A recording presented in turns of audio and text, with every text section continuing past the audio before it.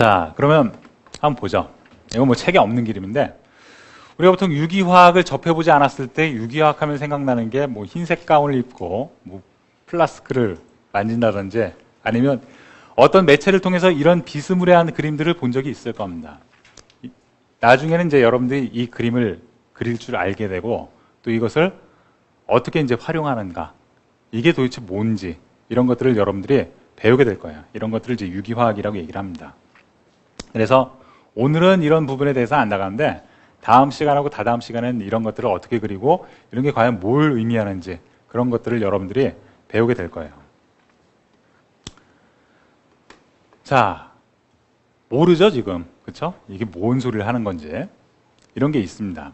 그러니까 뭐냐면 어떤 A라는 반응물이 있어요. 여기에다가 어떤 시약이라는 걸 넣게 되는데, 그러면 이 A라는 거대 분자의 일부가 새로운 형태로 바뀌어서 그것을 어떤 생성물 이렇게 얘기를 하게 되죠. 그러한 과정을 이제 유기화학 반응이라고 얘기를 합니다.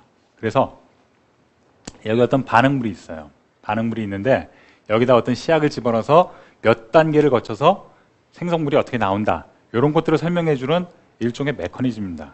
유기화학을 하나도 모르더라도 일단 이런 변화 과정들이 3단계로 이루어져 있다, 거기까지는 체크할 수 있겠죠. 그죠? 화살표 개수마다 이제 한 단계씩 진행이 되는 거니까. 그래서 나중에 이 책이 끝나고 나면은 이런 내용들이 어떻게 흘러가는지 여러분들이 딱 보고서 자연스럽게 이해할 수 있을 정도, 그게 이제 이 본 수업의 목표라고 할 수 있습니다.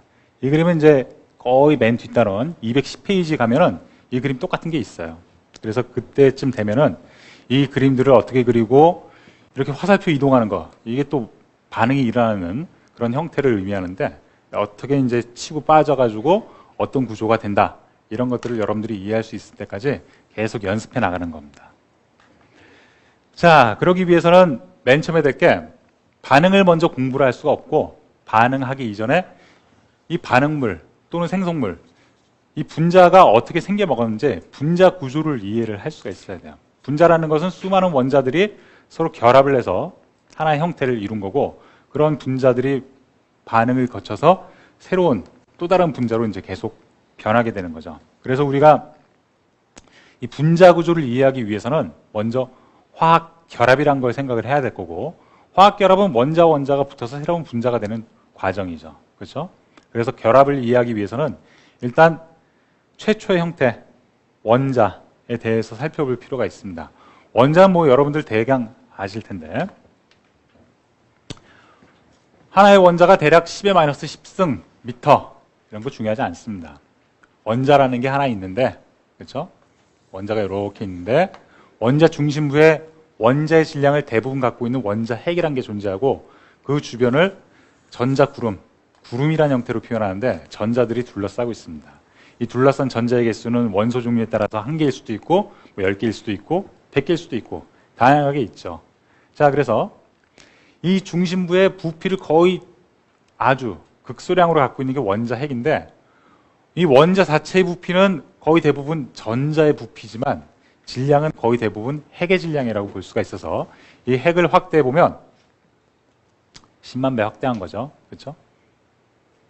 그러니까 이 원자 핵에 비해서 10만 배 더 큰 게 원자다, 이렇게 이해를 할 수가 있습니다. 자, 그래서 이 원자 핵을 확대해 보면은 두 가지 소립자로 구성이 되어 있는데 양성자하고 중성자로 이루어져 있습니다. 양성자는 이제 플러스 하나를 띄고 있죠. 플러스 하나 띄고 있는 거고, 근데 플러스 하나를 띄고 있는 입자들끼리 뭉쳐 있을 수가 없으니까 이걸 뭉칠 수 있게 본드 같은 역할을 해주는 게 바로 중성자입니다. 그래서 중성자가 있어야지만 양성자들, 플러스 하나를 띈 양성자들이 묶여 있을 수가 있어요. 이것을 원자 핵이라고 얘기를 하죠. 그렇죠? 자, 그래서 밑에 용어들을 좀 볼까요? 원소. 원소라는 것은 쉽게 얘기하면 원자의 종류를 얘기를 합니다. 뭐 수소도 있고 헬륨도 있고 탄소도 있고 질소도 있고, 그래서 각 원소들마다 고유의 원자 번호를 갖게 돼요. 원자 번호란 게 이제 1번부터 시작해서 뭐 100 몇십 번까지 쭉 나오게 되는데, 그런 것들을 이제 일목요연하게 쭉 나열해 놓은 게 그 다음 페이지는 주기율표죠. 그렇죠? 주기율표 한번 보시면 이런 건 외워야 될 내용들이 전혀 아닙니다. 이 주기율표는 시험 문제에서 필요한 내용인데 시험지의 첫 장에 주기율표가 딱 나와 있어요. 그러니까 따로 외울 필요는 전혀 없습니다.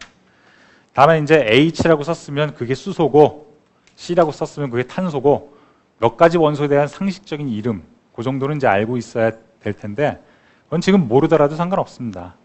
사실 모르면 좀 위험하긴 한데 수업을 계속 진행하다 보면 그 정도는 충분히 이해를 하실 수가 있을 거예요. 자주 접하다 보면 금방 외워지게 되어 있습니다. 자, 그래서 이런 것들을 원소라고 얘기하고 대략 한 100여 종류 그 정도가 있죠.